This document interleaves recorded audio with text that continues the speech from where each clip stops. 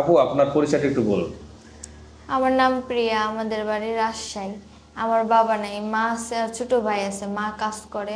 আমি 5 পর্যন্ত পড়াশোনা করছি। মেয়েরা গল্প করতে বসলে মানে 4-5 জন যখন আপনারা বান্ধবী সহ বসেন কি নিয়ে বেশি গল্প করেন? আমি তো আমার বাবার কথা বলি। আর কিছু না?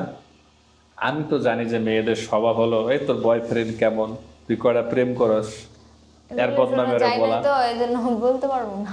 আচ্ছা আচ্ছা। পরকীয়ায় মেয়েরা কোন কারণে জড়িয়ে পড়ে? বলতে পারলাম না।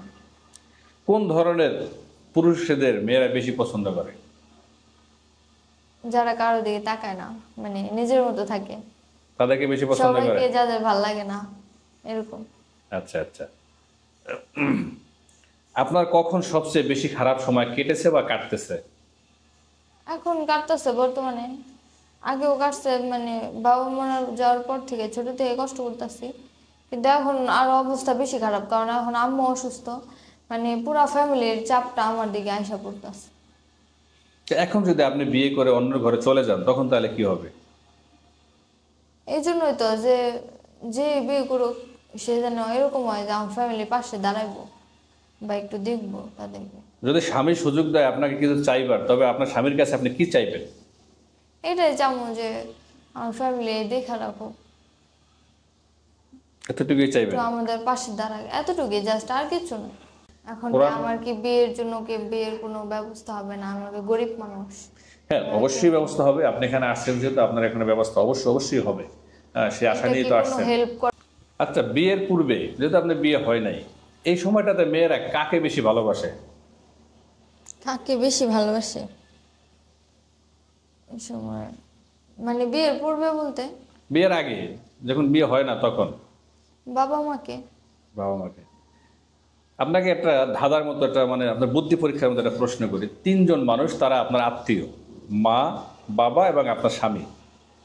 তারা 3জনই বিপদে পড়ছে, আপনি একজনকে বাঁচাইতে পারবেন, বাকি 2জন বাঁচাইতে পারবেন না, তারা মারা যাবে। আপনি কাকে বাঁচাবেন সুযোগ থাকলে? শুধু একজনকে বাঁচাতে পারবো? একজনকে বাঁচাতে পারবেন।